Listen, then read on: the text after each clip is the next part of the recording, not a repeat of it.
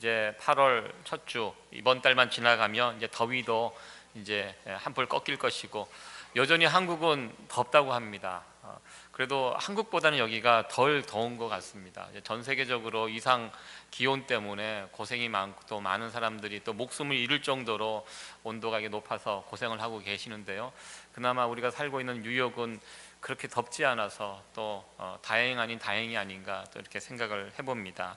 오늘 또 이렇게 예배드리면서 좀 하나님 앞에 예배드리면서 하나님께서 주시는 참된 은혜와 기쁨과 평강이 우리 가운데 넘치기를 간절히 소원합니다. 제가 몇 달 전에 집에 침대를 하나 이렇게 샀습니다. 한국에서 이제 장인 장모님이 방문을 하시는데 침대가 그래도 하나 있어야 될 것 같아 갖고 빈 방에 침대를 이제 하나 사게 되었습니다. 침대를 살 때 고민이 되었습니다. 이걸 어떻게 살 것인가. 예전에는 그래도 침대를 큰 가구 같은 거를 살 때 주변에 친구들이 있어서 또 제가 학생 때는 누가 이제 이사를 가게 되면 6월차를 빌리면 잠시 1시간 2시간 빌려서 그 트럭에다가 가구나 그런 침대를 사서 집으로 이렇게 이동을 했는데 막상 침대를 사려고 보니까 엄두가 나지 않더라고요. 코스코에 가보니까 좋은 침대가 있고, 그러나 이게 이제 배달을 하려면 또 돈이 들고 또 이게 제 차는 작고 이게 쉽지가 않고 고민하다가 이 아마존이라는 곳을 통해서 침대를 사게 되었는데요. 정말 아마존을 통해서 침대를 샀는데 너무 편한 것이었습니다. 도어 투 도어 집까지 침대를 배달해주고 그리고 주문한 지 3일 만에 이게 왔더라고요. 와서 물론 이제 문에서 방까지 올라가는 것은 제가 했지만 정말 손쉽게 침대를 사서 세팅을 할 수가 있었습니다. 그리고 운송비가 무료입니다. 제가 이제 아마존 회원입니다. 프라임 카드를 갖고 있는데 한 1년에 90불 회비를 내면 웬만한 거 다 배송이 무료입니다. 이게 굉장히 놀라운 것입니다. 그래서 저는 요즘 거의 다 웬만한 공책 하나를 사도 아마존을 통해서 이렇게 오더를 하면 그 다음날, 뉴욕은 더 빠른 것 같아요. 그 다음날 바로 이렇게 배송이 되는. 그래서 지금 아마존을 통해서 정말 많은 물건을 사고 있는 저의 모습을 보게 됩니다. 이 아마존이라는 이 기업, 미국에서 지금 이 가치가 점점 더 커가고 있는 것을 보게 됩니다. 이 아마존드라는 요즘 새로운 신종 말이 생겼다고 합니다. 아마존이 한번 들어가면 모든 것이 파괴가 된다는 것입니다. 지금 백화점에서 거래되는 물건보다 이 아마존에서 거래되는 물건이 더 많아졌다고 합니다. 그리고 이것은 역전이 되고 더 이상 회복이 안 된다고 합니다. 그래서 지금 여러분들도 알다시피 그 토이젤러스 같은 경우는 이제 문을 닫았습니다. 장난감을 파는 회사가 이 아마존에게 먹히게 되었습니다. 여러분들, 아마존이 어떤 회사입니까? 물건을 만드는 회사가 아닙니다. 물건을 만드는 회사들이 문을 닫고 이 아마존이라는 회사는요, 만들어진 물건을 전달하는, 유통하는 회사입니다. 필요한 사람들에게 전달해주는 회사가 아마존입니다.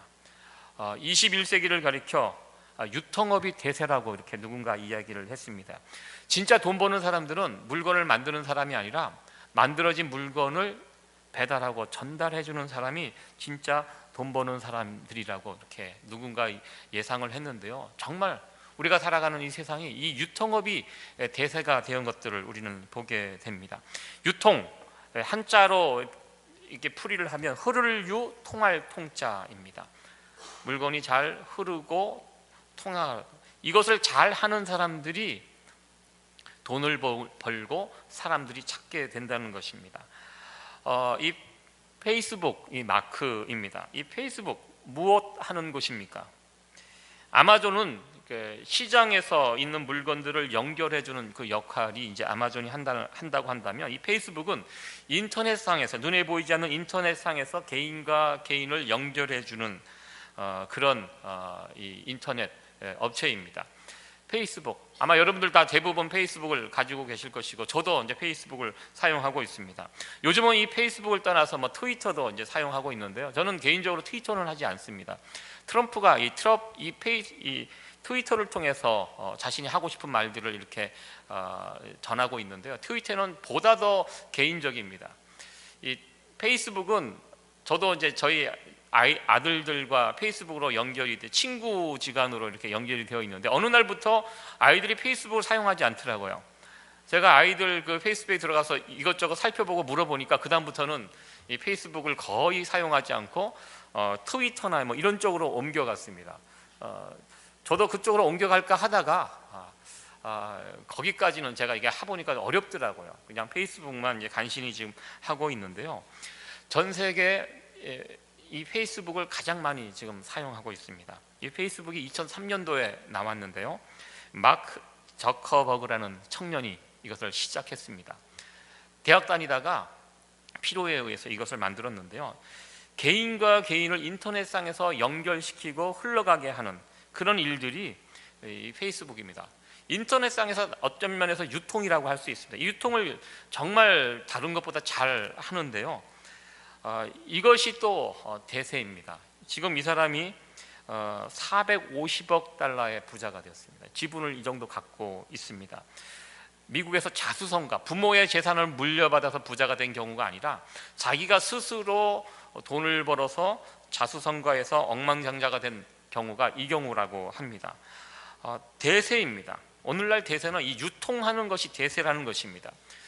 이 상점들이 다 지금 제대로 이 유통을 하지 못하면 다 문을 닫고 있는 이 현실을 우리가 보면서 통하게 하는 거, 흘러가게 하는 거, 이것을 세상 사람들이 찾고 있고 그런 사람들을 좋아하는 것을 우리는 보게 됩니다.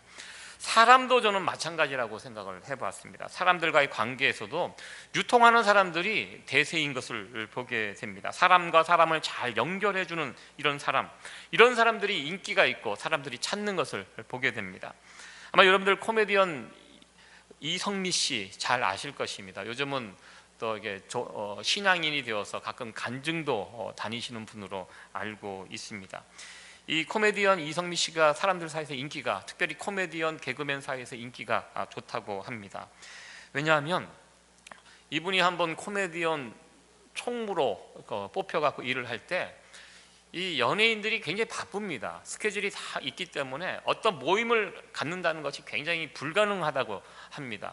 한번 모이는 것이 그렇게 어렵다고 합니다. 그런데 이 이성미 씨가 이 개그맨 총무가 된 다음부터 이런 모임들이 진행이 되고 이루어졌다고 합니다. 계속 연락하고 연결하고 모일 수 있는 장소를 이렇게 정해놓고 끊임없이 사람들과 소통하는 가운데 이성미 씨가 총무를 하는 동안에는 그 개그맨들, 코미디언들 이렇게 선후배 간에 이게 모임이 활발하게 이루어졌는데 또 이분이 갑자기 어느 날 캐나다로 이민을 이제 가면서 그러면서 이 개그맨들, 이 코미디언들 모임이 더 이상 이루어지지 않게 되었다고 합니다. 그러면서 이성미 씨가 캐나다로 이민을 가 있는 동안 이성미 씨가 얼마나 귀한 사람이었는지, 이 사람이 했던 역할이 얼마나 귀한, 이 총무의 역할이 얼마나 귀한 것인지를 깨닫게 되었다고, 지금은 다시 또 한국으로 들어가서 그 역할을 하고 있는 것으로 알고 있습니다.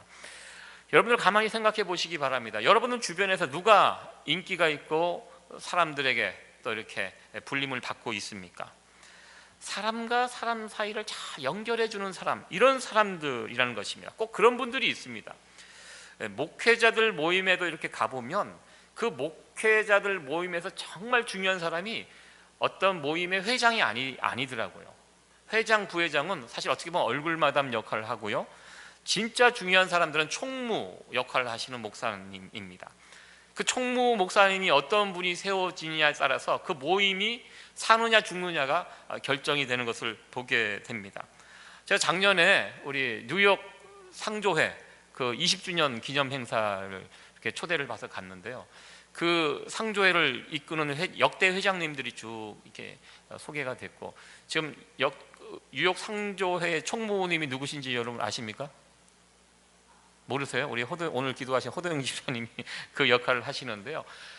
그 모임이 이렇게 활성화될 수 있었던 거, 그런 기념 행사를 할 수 있었던 거, 이거 총무님의 역할이라는 것입니다. 어떤 모임에 그 모임이 정말 활성화되고 사람과 사람들이 연결되고, 이게 누가 하냐면 그 모임의 총무가 누구냐에 따라서 그것이 활성화될 수도 있고 아니면 죽을 수도 있다는 것을 보게 됩니다. 이 사람들과의 관계에서도 유통하는 사람들이 쓰임을 받고 있는 것을 보게 됩니다. 이런 의미에서 오늘 창세기 45장에서 우리가 다루는 이 인물 요셉은 사람들과 사람들 사이, 더 나아가 사람들과 하나님 사이에서 이 유통을 참 잘했던 대표적인 사람이 바로 요셉이라는 사람입니다. 요셉이 가졌던 이 직업이 그런 역할을 다 했습니다. 보디발의 집에서 우리가 가정 총무라고 이렇게 명령을 합니다. 요셉이 노예로 끌려왔습니다. 그곳에서 주인을 섬기는 그 모습이 보디발의 마음에 들었습니다. 얼마나 잘했는지 보디발은 노예임에도 불구하고 그를 가정 총무로 삼아서 자신의 모든 일들을 요셉에게 맡겼습니다. 그래서 그 역할을 참 잘했습니다. 그리고 이런저런 일이 있어서 또 보디발에게 오해를 받아서 또 요셉이 감옥에 갇히게 되었습니다. 이 감옥에 갇히는 이 상황에서도 요셉은 그 감옥 안에서도 감옥의 죄수들 사이에서도 그 역할을 잘했고요, 그 죄수와 간수들 사이에서도 이 연결하는 역할을 참 잘했던 것을 보게 됩니다. 그곳에서도 인정을 받고 그곳에서도 사랑받는 요셉의 모습을 보게 됩니다. 이 유통하는 요셉의 모습을 통해서도 그곳에서도 또 인정을 받게 됩니다. 결국 이 모습이 어디에까지 이어지게 됩니까? 바로의 왕궁까지 이어지게 됩니다. 하는 일들이 다 똑같습니다. 보디발의 집에서 했던 그 일을 좀 규모가 커졌지, 요셉은 바로의 왕궁에 들어가서도 그 역할을 하게 됩니다. 애굽은 왕이 다스리는 나라입니다. 왕이 실질적으로 하는 일이 무엇입니까? 외교와 국방에 관한 큰 일을 왕이 다스리고요, 나머지 자잘한 그런 내치, 국민을 다스리는 그 일들은 이 총무 역할을 하는 이 총리가 그 역할을 하게 됩니다. 요셉이 그 애굽의 총리가 되어서 실질적으로 이게 총무가 하는 일입니다. 이 역할을 또 잘 하고 있는 요셉의 모습을 보게 됩니다. 애굽에 풍년이 들고 7년 동안 풍년이 들고 또 7년 동안 흉년이 들 것이다, 이것을 하나님께서 요셉에게 알려주셨습니다. 그리고 풍년이 들었을 때 곡식을 모아두었다가 흉년이 들었을 때 그 곡식을 풀게 됩니다. 보통 장사하시는 분들은 이것을 미리 알았다, 7년 풍년 뒤에 7년 흉년이 찾아온다, 이것을 알았다면 정말 이거 돈 벌 수 있는, 떼돈을 벌 수 있는 정말 좋은 기회입니다. 예전에 그 허리케인 카트리나가 뉴올리언즈에 이렇게 왔을 때 제가 지금도 기억이 납니다. 그때 당시 가스값이 보통 한 1불 언저리에, 갤런당 1불 조금 넘고 그 정도였습니다. 그런데 이 허리케인이 한번 이 멕시코만에 있는 정유 시설을 쓸고 지나간 다음에 뭐 5불, 6불 굉장히 올라갔고, 그 올라간 가격이 또 쉽게 떨어지지 않았던 그때가 있었습니다. 나중에 지나고 보니까 그런 뉴스가 나왔습니다. 그때 그 일을 통해서 그 미국에 있는 정유 회사들이 떼돈을 벌었다고 합니다. 그 비극적인 일입니다. 수많은 사람들이 죽고 또 다치고 집을 잃고, 그런 가운데 자신들이 가지고 있던 그 기름을 이용해서 또 떼돈을 벌었던 그 일들이 발각이 되고, 또 나중에 또 그것에 대한 무거운 세금을 물고, 이런 것들을 또 뉴스에서 본 적이 있습니다. 요셉은 그런 식으로 하지 않았다는 것입니다. 흉년으로 많은 사람들이 고통을 당하고 있을 때 요셉은 지혜롭게 그 일들을 처리하여서 어려운 당한 자들에게 그 곡식이 골고루 흘러갈 수 있도록, 세상에 그것이 흘러갈 수 있도록 그 일들을 잘 감당하였습니다. 요셉은 그의 일생이 사람과 사람 사이에서, 그리고 사람과 하나님 사이에서 그 역할, 이 총무의 역할을 잘 감당했던 사람임을 우리는 성경을 통해서 보게 됩니다. 지금도 사람들로부터 그리고 하나님으로부터 쓰임받는 사람 누굴까 생각을 해봅니다. 바로 요셉과 같이 유통을 잘하는 사람들이 이 시대에도 사랑받고 쓰임을 받는다는 것입니다. 그런 역할을 감당하는 교회를 사람들이 사랑하고 찾아온다는 것입니다. 저는 우리 세이비어 교회가 이런 교회가 되기를 원합니다. 유통하는 교회, 세상을 향하여 하나님께서 우리에게 주신 복과 은혜를 우리만 붙잡고 우리만 받아 누리고 우리들만 붙들고 사는 것이 아니라 하나님께서 우리에게 어떤 복과 은혜를 베풀어 주셨다면 그 복이 세상으로 전하여져 갈 수 있도록 흘러갈 수 있도록 이런 교회, 이런 세이비어 교회가 되기를 간절히 소원합니다. 요즘도 부흥하는 교회들은요, 이 역할을 감당하는 교회들이 부흥한다는 것입니다. 제가 과거에 부흥하는 교회를 본 적이 있습니다. 요즘 교회가 부흥하기가 쉽지 않습니다. 그 교회가 어떻게 부흥했느냐? 그 교회는요, 제가 이전에 섬겼던 그 교회입니다. 시니어 센터라는 것을 이렇게 운영을 했는데요. 목요일 날마다 이제 동네 지역에 있는 어르신들이 그 교회에 오셔서 하루 이렇게 시간을 보내십니다. 그런데요, 그 일들에 모든 것을 교회가 쏟아부었습니다. 맛있게 음식을 준비해서 호텔급은 아니지만 정말 맛있는, 먹어보면 참 맛있다, 그리고 따뜻하다, 친절하다.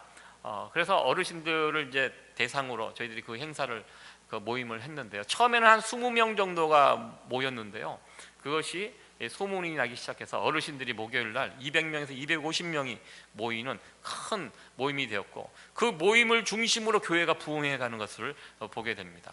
이 어르신들이요, 힘이 없으시지만 어르신들이 무엇을 잘 하시냐면 말씀을 잘 하세요.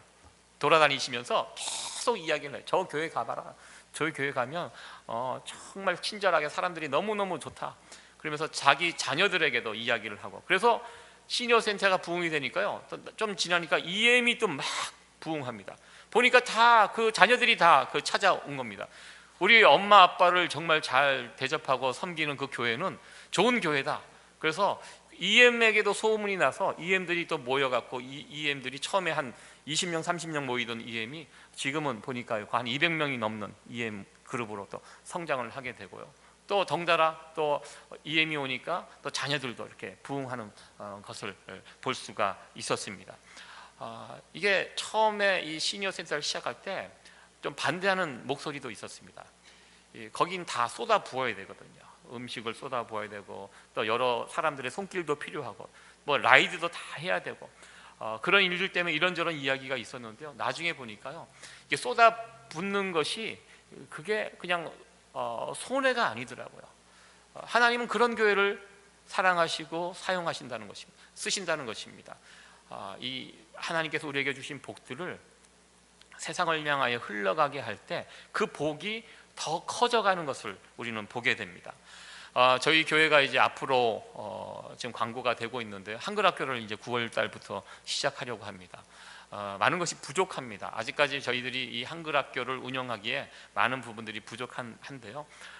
저는 교회가 해야 할 일이 바로 그런 일들이라고 또 생각을 해봅니다. 부족하지만 저희가 할 수 있는 그 한도 내에서 또 우리가 이 지역 사회를 섬길 수 있는 것이 과연 무엇인가 또 저희들이 고민을 했었고요. 그래서 이제 9월부터 이제 한글학교를 이제 시작하려고 합니다. 그래서 뉴욕은 한글학교를 하면 회비를 거의 안 받는다고 합니다. 그래서 당분간 저희들이 계속 이 일들에 저희들이 가지고 있는 어떤 힘, 재정을 쏟아 부을 예정입니다. 왜냐하면 그것이 교회의 모습이고 세상 사람들이 원하는 교회의 모습이기 때문입니다. 요즘 사람들이 찾는 교회는 그런 교회입니다. 이 복을, 은혜를, 하나님께서 주신 복과 은혜를 세상에 흘려보내는 이런 교회를 사람들이 주목하고 찾아온다는 것입니다. 저희 세이비어 교회도 하나님께서 이런저런 복들을, 그 은혜들을 베풀어 주셨습니다. 하나님께서 주신 복과 은혜들을 세상을 향해서 이렇게 흘려보낼 수 있는 우리 세이비어 교회가 될 수 있기를 또 소원해 봅니다. 이 일들에 여러분들 또 기도하시며 동참해 주시기 바랍니다. 요셉은 물질의 유통을 이루는 그런 사람이었습니다. 7년 동안 풍년을 통해서 얻어진 모아놓은 그 곡식을 잘 간직했고 또 흉년이 들었을 때 이것을 세상 사람들에게, 어려운 세상 사람들에게 다 흘려 보내주었습니다. 요셉의 이 지혜로운 행동을 통하여 세상이 큰 흉년으로 망할 수 있었던 그 상황 속에서 구원을 받게 된 것을 우리는 보게 됩니다. 7년 동안 비가 오지 않는 이 흉년, 끔찍한 사건입니다. 지금도 몇 달만 비가 오지 않아도 얼마나 괴롭습니까? 이 성경의 창세기에 나오는 이 7년 흉년은 굉장히 큰 사건이었습니다. 아마 요셉과 같은 사람이 없었더라면 정말 수많은 사람들이 아마 이 애굽이라는 한 나라에 존망이 위태로울 정도로 아주 큰 사건이 아닌가 이렇게 생각이 됩니다. 1845년부터 1852년까지 아일랜드, 영국 옆에 있는 아일랜드에 대기근이 있었습니다. 이 대기근이 왜 유명하냐면 7년 동안 대기근이 이어지면서 그 아일랜드라는 조그만 섬, 살아도 얼마나 살았겠습니까? 100만 명이 굶어서 죽었습니다. 그리고 100만 명이 그 아일랜드에 살고 있던 사람들이 떠났습니다. 그러니까 그 섬 전체가 쑥대밭이 된 것입니다. 그런데요, 그 대기근 동안 그렇게까지 비극적인 상황이 펼쳐지지 않을 수도 있었다는 것입니다. 그 아일랜드의 대기근의 소식을 듣고 주변에 있는 나라들이 도움의 손길을 베풀었습니다. 특별히 그 당시 터키에 있는 오스만 술탄이라는 아주 그때 당시 굉장히 부강한 나라였다고 합니다. 터키의 오스만 술탄이 그때 당시 굉장히 큰 돈 10,000파운드를 아일랜드에 이렇게 원조를 하려고 결정을 했다고 합니다. 그런데 이 10,000파운드를 아일랜드에게 전해주려고 할 때 그것을 누가 반대했냐면 영국 사람들이 반대했습니다. 왜 반대했냐? 그때 당시 영국 왕이었던 이 빅토리아 여왕이 이 기근, 이 고통을 당하는 아일랜드 사람들에게 2,000파운드를 이렇게 원조하기로 했는데 어떻게 너네가 감히, 여왕도 2,000파운드를 하는데 너네가 10,000파운드를 하냐? 말이 안 된다. 우리 여왕님이 이 정도 하면 너희들 맞춰서 그거보다 좀 낮춰서 해라. 이렇게 명령을 내렸다고 합니다. 그래서 그 의견 때문에 결국 1,000파운드 정도 헌금을 하고, 그리고 이런저런 곡식을 실은 배를 아일랜드도 보내도 영국 사람들이 방해를 했다고 합니다.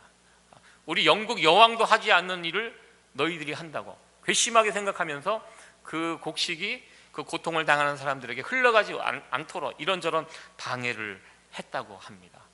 참 이게 역사적인 그 사실이라고 합니다.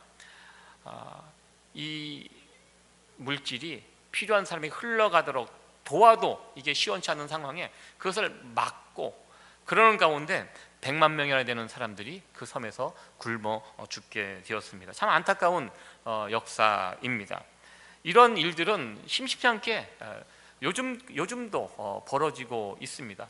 이 지구상에서 지금 한 70억 정도 인구가 있는데요, 재배되는 이 식량이 잘 분배하면 모든 사람들이 굶어 죽지 않고 먹을 수 있는 양이라고 합니다, 지금까지. 그런데 이것이 자꾸 중간중간에서 막혀서 전달이 되지 않고, 그래서 지금도 여전히 전 인구의 3분의 1이 이 먹는 것이 부족해서 고통을 당하고 있는 것을 보게 됩니다. 미국은 대평온을 갖고 있습니다. 미국은 곡식 때문에 어려움 당하지 않습니다. 그래서 언젠가 한 번은 이 1940년대인지 50년대 미국에서 엄청난 이 풍년이 든 적이 있다고 합니다. 너무 풍년이 들어서, 풍년이 들면 적당히 풍년이 들어야 되는데 너무 풍년이 드니까 이게 어떤 문제가 생기냐면 이게 시장에 이게 가지고 나면 이 값이 떨어져요. 그러니까 이 값이 떨어지기 때문에 이 농민들에게 피해가 됩니다. 그래서 미국 정부에서 택한 방법이 무엇입니까? 그것을 모아다가 굶어 죽고 있는 아프리카 사람들에게 나눠주면 얼마나 좋았겠습니까? 그럼 그렇게 하지 않고 어떻게 했냐면 모아다가 태평양 한가운데 다 버렸습니다. 지금도 그것이 버려진 그때 그것이 있다고 합니다.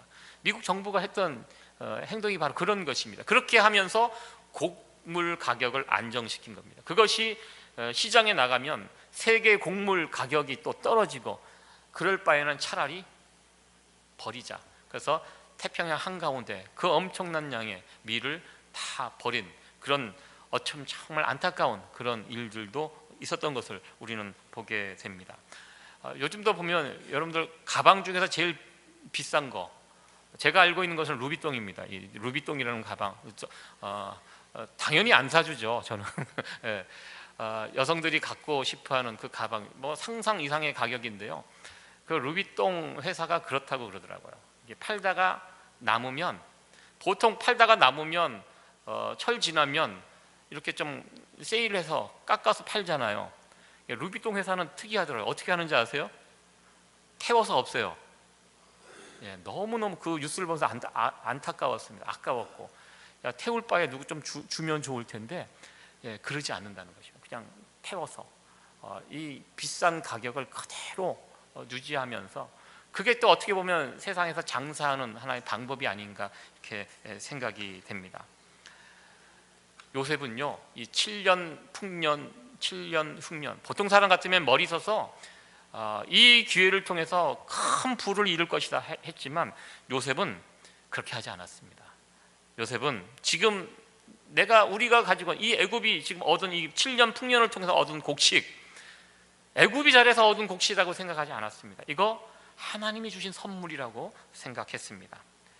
꿈의 해석을 통해서 하나님께서 미리 알려주셨고, 그래서 이 주신 열매를 하나님께서 주신 열매로 생각하고 이 열매를 가지고 장난치지 않았다는 것입니다. 그리고 하나님께서 주신 이 복을 세상을 향하여 흘러가도록 요셉은 유통시켰습니다. 이 일을 통해서 어떻게 됐습니까? 애굽이 구원받고 애굽의 주변 사람들이 덕을 보고, 더 나아가 야곱의 가족 이스라엘입니다. 이스라엘이 구원받는 그 일에 이 일들이 사용되었음을 우리는 보게 됩니다. 우리들도 요셉과 같이 유통의 사람들이 되어지기를 간절히 소원합니다. 여러분들, 세상의 진짜 부자들은요, 유통하는 사람들입니다. 계속 내게 들어온 거 계속 흘러가게, 이렇게 손에 떡거물이 묻는다 그러죠. 떡을 많이 만지면 고물이 묻어요. 그 고물이, 그러니까 많이 만지면 많이 묻게 됩니다. 유통업의 비밀이 여기에 있습니다. 조금 하는 거 계속 흘러가게 하면, 진짜 제가 미국에서 만난 분들 보면 진짜 부자들은 유통을 정말 잘 하시는 분들이 정말 부자로 살아가는 것을 보게 됩니다. 내게 베풀어 주신 그 복, 나만 누리라고 준 복이 아니라는 것입니다. 하나님께서 내게 주신 그 복이 내 주변 사람들, 이웃에게 흘러갈 때 그 복은 더 커지고요, 그 복은 더 온전해지고 풍성해진다는 것입니다. 이것이 바로 하나님의 방법이라는 것입니다. 하나님의 복은 그 복이 유통될 때 더 크고 풍성하게 임하게 됩니다. 하나님께서 우리에게 베풀어 주신 이 복을 이 세상을 향하여 흘러갈 수 있게 하는 저와 여러분들이 될 수 있기를 간절히 축원합니다. 이 요셉은 이 물질의 유통뿐만 아니라 또 사랑을 또 유통하는 그런 사람이었음을 우리는 보게 됩니다. 하나님께서 요셉을 통해서 이루고자 하는 꿈이 하나 있었습니다. 그것은 야곱 가문의 회복에 관한 그런 부분이었습니다. 요셉은 이 기근에 빠진 세상에서 곡식을 통해서 사람 사이에 이렇게 유통을 통해서 그들을 살려냈습니다. 이제 요셉은 또 한 가지 이 사랑의 유통을 통하여 그 요셉 가문, 야곱 가문을 다시 일으켜 세우는 것을 우리는 보게 됩니다. 요셉 이야기의 이 마지막 이 부분, 참으로 형들과 화해하는 요셉의 아름다운 그런 장면을 우리가 보게 되는데요. 야곱은 부인이 4명입니다. 부인이 4명이니까 남자들은 좀 부러워하는 그런 눈짓으로 야곱을 이렇게 생각할 수 있는데요. 이 야곱이 부인 4명 때문에 얼마나 힘들고 고통스러운 시간을 살았는지 여러분들 생각해 보시기 바랍니다. 부인이 4명이고 그에 따른 자녀들이 아들만 12명, 딸 디나가 또 있었습니다. 이들이 한마음 한뜻으로 살지 않았습니다. 얼마나 사이가 안 좋았으면 동생 요셉을 파는 지경까지, 그것을 12명의 아들들이 다 알고 있습니다.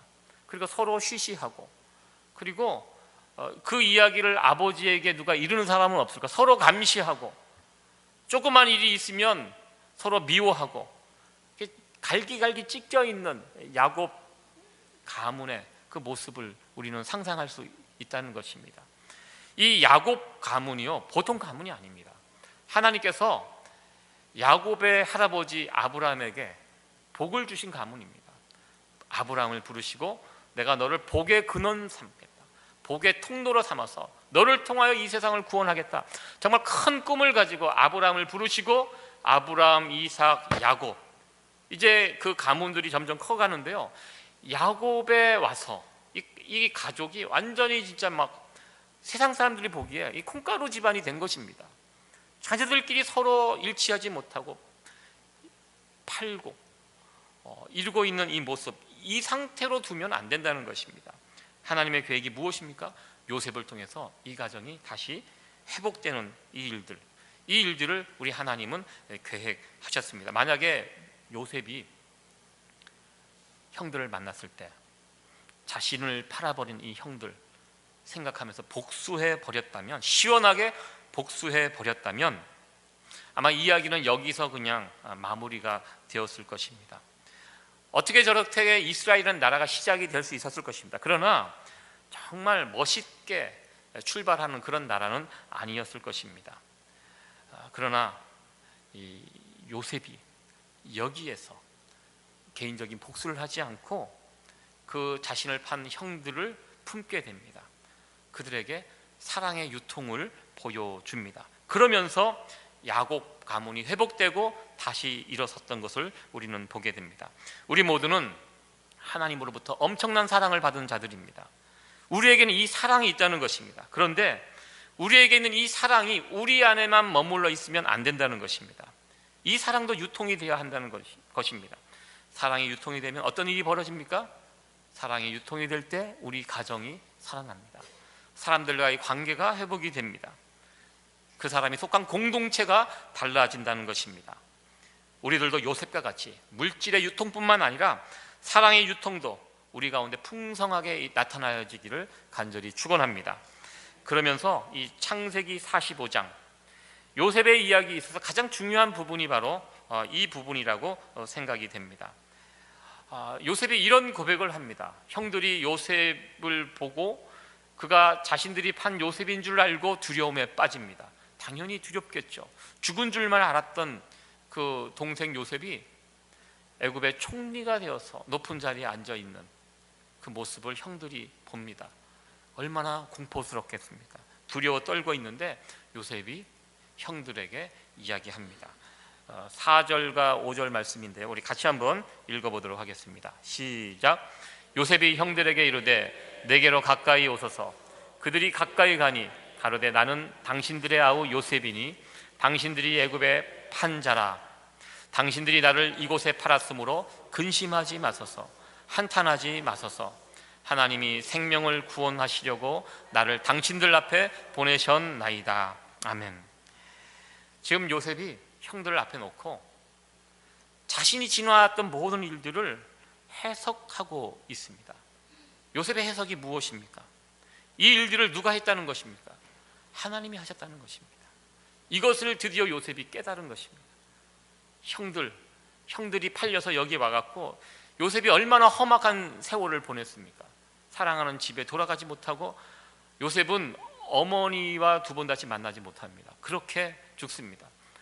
어머니는 돌아가셨고 야곱과는 만나게 됩니다. 요셉이 얼마나 가정적인 사람이었습니까? 늘 집에 머물러 집에 있는 것을 좋아했던 그 사람인데요, 형들에게 팔려서 정든 집에도 고향으로 돌아가지 못하고 또 감옥까지 갔다 온 사람입니다. 감옥에도 갔다 오고 노예로 그렇게 험한 세월을 보냈는데요, 이 모든 것이 이제 해석이 되는 것입니다. 어떻게?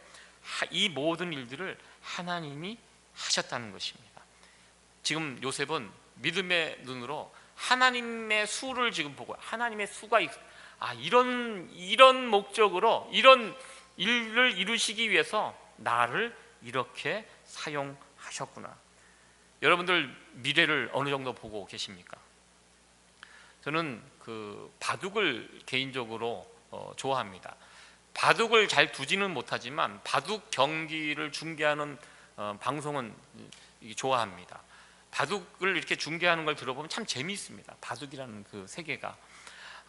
그 이야기를 하는데, 이 바둑에서 제일 높은 사람이 9단입니다. 바둑에서 10단은 없습니다. 9단이 제일 높은데요. 9단이 어떤 사람이냐, 바둑에서 9단이면 수를 어디까지 보냐면 50수 앞을 볼 수 있으면 9단이래요. 저는 이렇게 바둑을 이렇게 둬도 그냥 이렇게 줄바둑을 두고 그냥 이렇게 쫓아가는 그런 바둑을 한 수 두 수도 제대로 못 봐갖고 죽고 또 바둑을 망치는 그런 경우가 많은데요. 9단 정도 되면 50수를 볼 수 있대요. 그래서 저 사람이 지금 여기다 왜 두었는지를 착착착 계산을 하고 그리고 자기의 수를 더 간다고 합니다.